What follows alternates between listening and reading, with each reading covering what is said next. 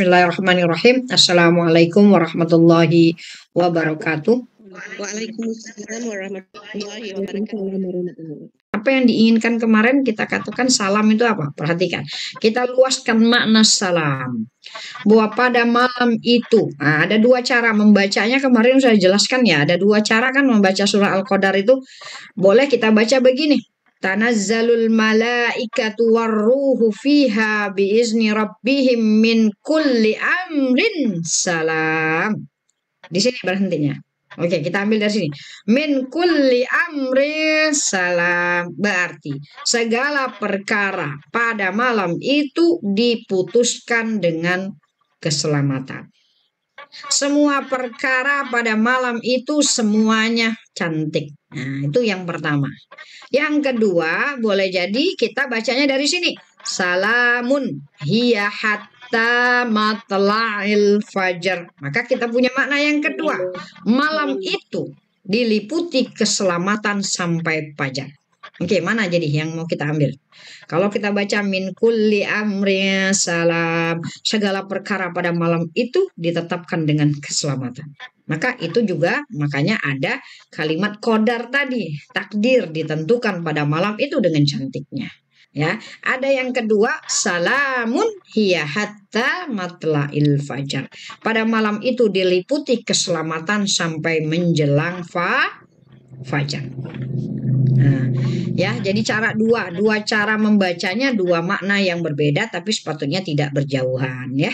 Kalau misalnya dikatakan sepanjang malam mendapat keselamatan, kemarin poin inti juga itu kita katakan bahwa kalau saja malam itu diliputi kesejahteraan, keselamatan, ketika kita memegang Al-Quran, ketika Al-Quran diturunkan, jadi kita akan bawa bagaimana kalau sepanjang hidup bersama Al-Quran. Pastinya selamat. Ya. Kalau malam itu selamat karena kita bersama Al-Quran, maka seharusnya sepanjang umur kalau bersama Al-Quran selamat nggak? Selamat. Jadi jangan kunci bersama Al-Quran hanya di malam Lailatul Qadar saja. Allah ingin menjelaskan ke kita, kalau satu malam itu saja bahkan lebih baik daripada 1000 bulan, bahwa kamu mendapatkan keselamatan pada malam itu, bagaimana kalau seandainya Al-Quran selalu bersama sampai akhir hidup kita?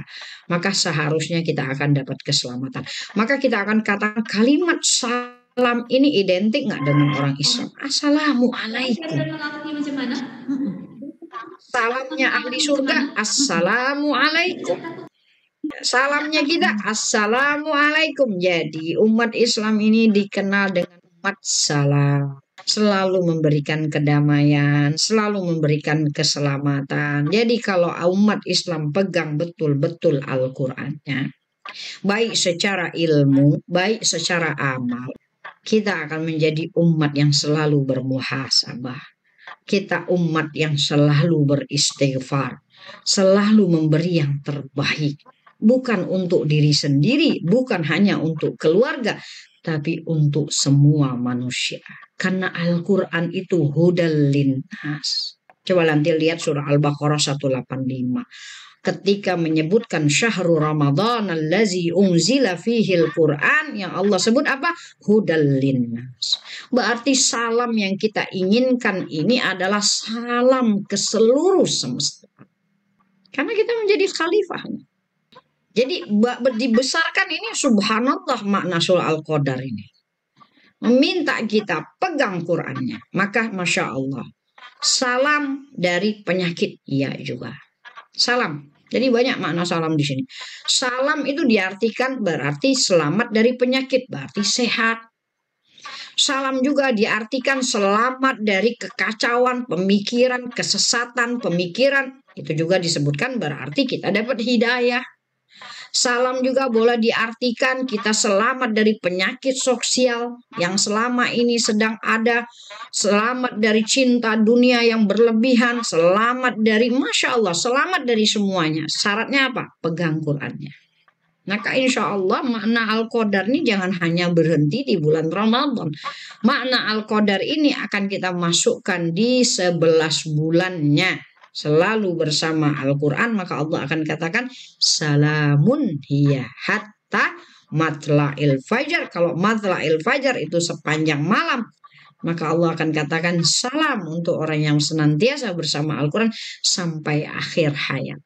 Sampai bertemu Allah ya.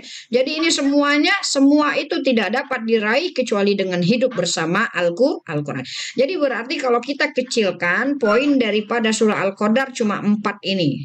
Ketinggian Al-Quran, kualitas waktu dan amal, keselamatan ada pada manhaj, hidup bermanhaj Al-Quran. Nah, baru kita masuk munasabah ya kemarin. Kemarin munasabahnya sudah kita jelaskan juga ya. Jadi ketika Allah katakan Iqra. Jadi kalau lihat susunan Al-Quran seperti ini ya. Surah Al-Alaq, surah Al-Qadar, surat Al-Bayyinah. Ya, betul kan? Al-Alaq, Al-Qadar, Al-Bayyinah. Oke, jadi kalau misalnya kita lihat apa hubungan surah Al-Alaq, surah Al-Qadar dengan surah Al-Bayyinah. Surat Al-Alaq itu kan Allah minta Iqra, bacalah. Tapi Allah tak sebutkan apa yang harus dibaca. Iya nggak? Kenapa Allah tak sebutkan Al-Quran di situ? Karena perintah membaca kepada Rasulullah Al-Ummi. Rasulullah tak boleh baca kan? Maka Allah tak detilkan di situ dalam surah Al-Alaq. Cuma kalimatnya Iqra, bacalah. Kenapa? Karena perintah membaca itu kepada baginda Nabi dan saat itu Nabi tidak bisa membaca. Dan ternyata bukan di surat Al-Alaq keterangan bacaannya, ada di dalam surat Al-Qadar. Maka Allah susun setelah surat Al-Alaq, surat Al-Qadar. Inna anzalnahu fi lailatul qadar. Baca apa yang kami turunkannya pada malam Lailatul Qadar. Maka di sini tadi Rasulullah di surat Al-Alaq bacalah tidak disebutkan Qur'annya, apa disebutkan apa yang harus dibaca, justru yang disebutkan di pada surah Al-Qadarnya.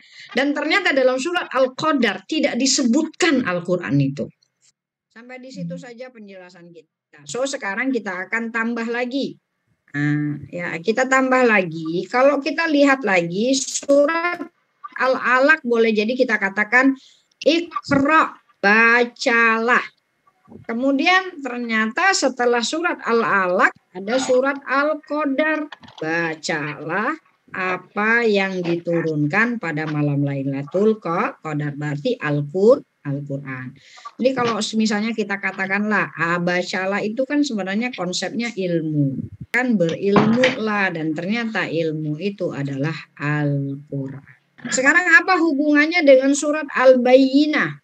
Nanti kalau kita lihat surah Al-Bayyinah, surah Al-Bayyinah itu membicarakan tentang bagaimana ahlul kitab, orang-orang kafir min ahlil kitab. Bayyinah itu dua di situ. Dalam surah Al-Bayyinah disebutkan satu bayyinah itu adalah rasulum minallah. Jadi seorang rasul itu adalah bukti. Kemudian yang kedua Al-Qur'annya menjadi bukti. Jadi kalau kita katakan kalau misalnya surat Al-Alaq tadi perintahnya cuma bacalah itu adalah berilmulah, maka surah Al-Qadar mengatakan bacalah Al-Qur'an. Dan Al-Quran itu nanti kita lanjutkan adalah suhufam mutahhara fiha kutubun qayyim. Dan kalau kita katakan lagi, kalau misalkan surat Al-Alaq disuruh membaca, surat Al-Qadar disuruh membaca Al-Quran, maka surat Al-Bayyinah perintah beramal dengan Al-Quran.